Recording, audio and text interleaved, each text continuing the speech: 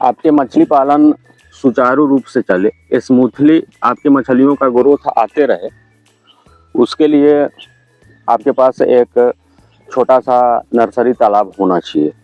Nursery तालाब का एक अपना अलग ही महत्व होता है।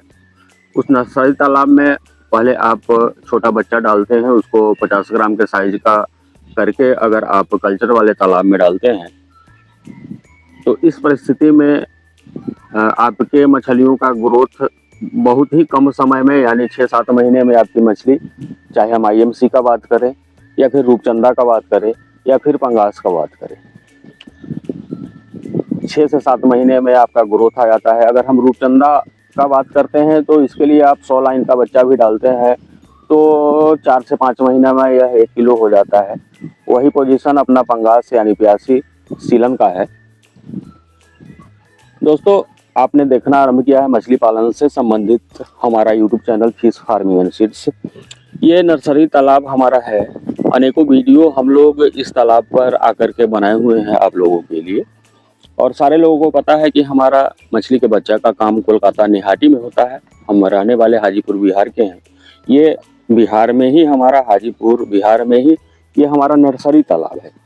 और एक्चुअली आज का जो हमारा वीडियो बनाने का मुख्य उद्देश्य यह है आप लोगों को अवगत कराना एक समस्या से, खास करके वैसे किसान जो अपने तालाब में रूपचंदा का पालन करते हैं, पंगास का पालन करते हैं।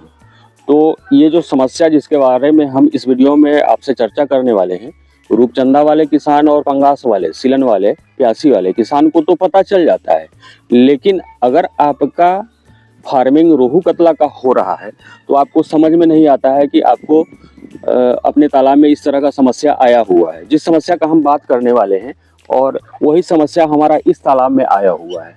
एक्चुअली होता क्या है कि अगर आपने बच्चा ज़्यादा डाला है और तालाब में कुछ pH गड़बड़ हो गया है, कुछ अमोनिया बन गया है हमारे इस तालाब में, नर्सरी तालाब में, जैसा कि हम अभी आपको बताएं कि हमारा मछली के बच्चे का काम है, और इस नर्सरी तालाब में हमारा रूपचंदा का भी 200 से 250 लाइन का बच्चा है। अभी 2 दिन पहले हम एक जयराज जी हैं, ये वैशाली के आसपास, क्योंकि हमारा हाजीपुर वैशाली जिला के अंतर्गत आता है और वही वैशाली के आसपास के जयराज जी रहने वाले हैं। 1 कुंटल 25 किलो यानी 1.25 कुंटल बच्चा, इसमें से 250 लाइन वाला हम निकाल करके उनको दिए। ठीक है। और इसमें हमारा रूपचंदा का जब हम दाना डाल रहे हैं, ये 1.5 mm वाला 1.5 mm का दाना हम खिलाते हैं, तो मछली दाना को उठा ही नहीं रही है, खा ही नहीं रही है। अगर हमारा पंगास भी होता है, अगर तालाब में किसी तरह का प्रॉब्लम आ जाता है तो वह दाना खाना बंद कर देती है। अब ये तो बात हो गया रूपचंदा और पंगास का। अगर आपके तालाब में आपने रोहू कतला का बच्चा डाला है और आपको पता ही नहीं चल रहा है कि आपका रोहू कतला दाना खा रही है कि नहीं खा रही है, आपने तालाब का फर्मेंटेशन किया।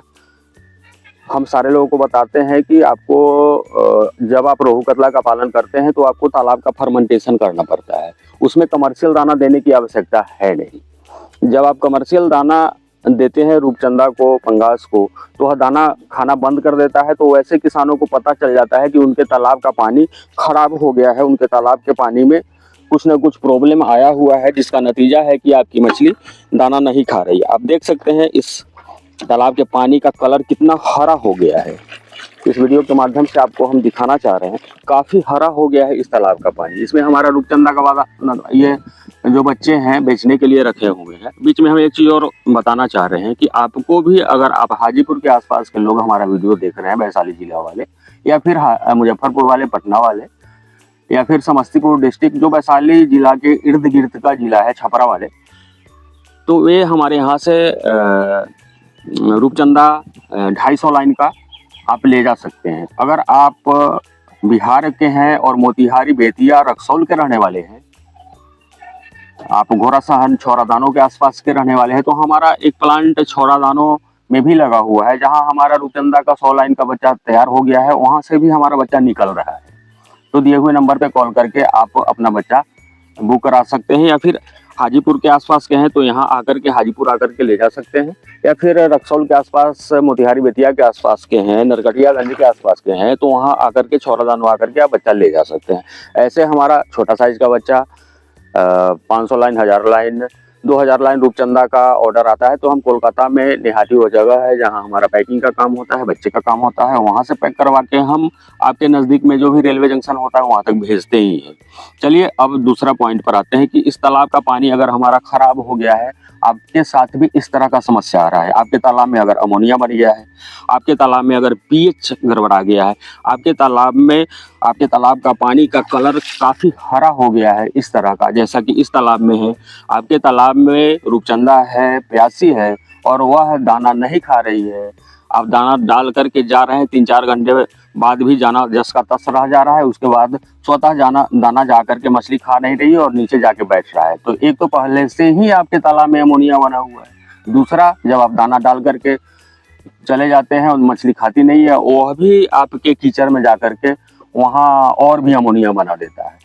तो आपके दिमाग में आ रहा होगा कि भैया ये समस्या तो आते ही रहता है आप लोगों के साथ, इसका निदान क्या है? तो इसका निदान ये हमारा जियोलाइट है। ये अमोनिया को कंट्रोल करने के लिए हमारा जियोलाइट आता है। और किसी भी तरह का दूसरा इन्फेक्शन आता है, इसको आप बाल्टी में डाल दीजिए सुधीर जी। ये हमारा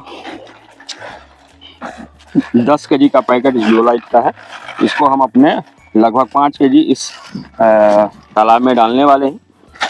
इसके साथ हमारा ये एक BKC 80%, किसी भी तरह का अगर जो भी तालाब का पानी हमारा गड़बड़ है, ऐसे इस तालाब का पानी का हम जांच करने के बाद ही जियोलाइट डाल रहे हैं और ये BKC डाल रहे हैं।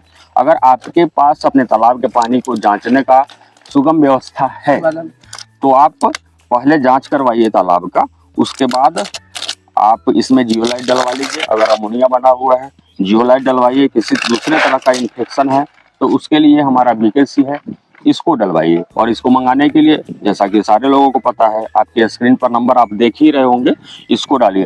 देखिए इस बाल्टी में हम लोगों ने जियोलाइट डाल दिया है 5 किलो। चूँकि ये हमारा 10,000 स्क्वायर फीट का ही नर्सरी तालाब है, इसी में यह समस्या आया है, तो हमारा 5 केजी हम इसमें डाल दिए हैं।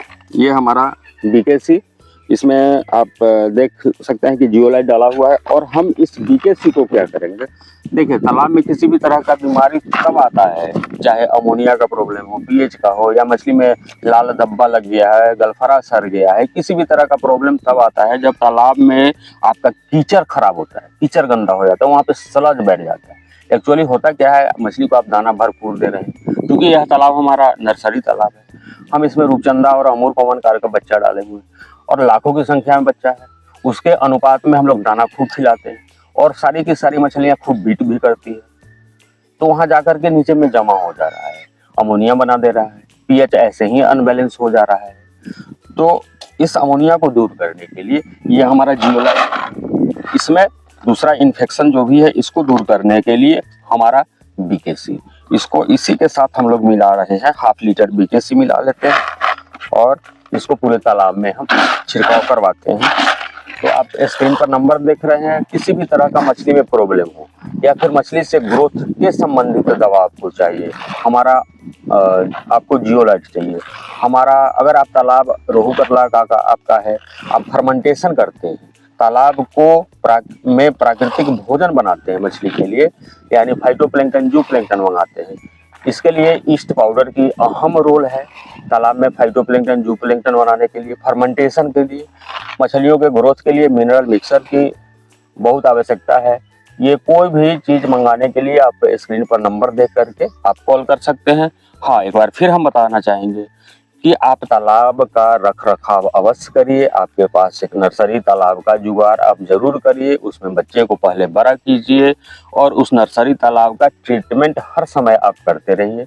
बड़े वाले तालाब में भी अब चूंकि बरसात का सीजन आने ही वाला है, बरसात का सीजन 15 दिन बाद बिहार पहुंचने ही वाला है, धीरे धीरे ऑल ओवर इंडिया कवर कर जाएगा मानसून।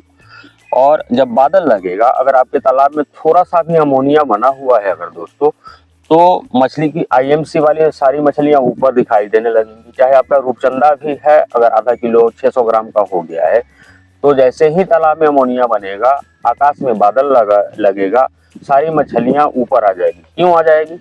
क्योंकि ऑक्सीजन शॉर्ट करता है। यह अमोनिया आपके तालाब में जो भी डिजोल्व ऑक्सीजन है, पानी के अंदर जो भी घुलित ऑक्सीजन है, आपको पता होना चाहिए कि आपके तालाब में पल रही मछली को ऑक्सीजन कहाँ मिलता है। वो ऊपर तो मछली आपकी दिखाई देती नहीं है, आखिर ऑक्सीजन लेती कहाँ से है? तो इसी तालाब के अंदर जो ऑक्सीजन घुलित ऑक्सीजन होता है, डिजोल्व ऑक्सीजन जिसको बोलते हैं, वह उसको चाहिए होता है और वो ऑक्सीजन बादल लगने के कारण बनना बंद हो जाता है। तालाब में अमोनिया बना हुआ है, जो भी अंदर में ऑक्सीजन रहता है वह भी क्रैश हो जाता है। तो आपको जियोलाइट और ऑक्सीजन टेबलेट बरसात के दिनों में महीने में कम से कम एक बार मारना ही चाहिए। अगर आपका तालाब 1 एकड़ के आसपास का है, यानी बहुत जगह एकड़ लोग समझते नहीं है, बीघा के आसपास का है, 20 कट्ठे 25 कट्ठे के आसपास का है, 20 बिस्से के आसपास का है, तो आप पूरे तालाब में 10 किलो जियोलाइट डलवाएंगे, 1 किलो ऑक्सीजन टैबलेट डलवाएंगे और इसके साथ साथ हमारा BKC-80 इसका भी प्रयोग आप करेंगे। आपकी मछली का ग्रोथ बेहतर आते रहेगा। मछली में ना लाल बीमारी लगेगी, ना तालाब में अमोनिया बनेगा, मछली ऊपर नहीं आएगी, मछली मरेगी नहीं, ग्रोथ बेहतर आते रहेगा। बहुत बहुत धन्यवाद।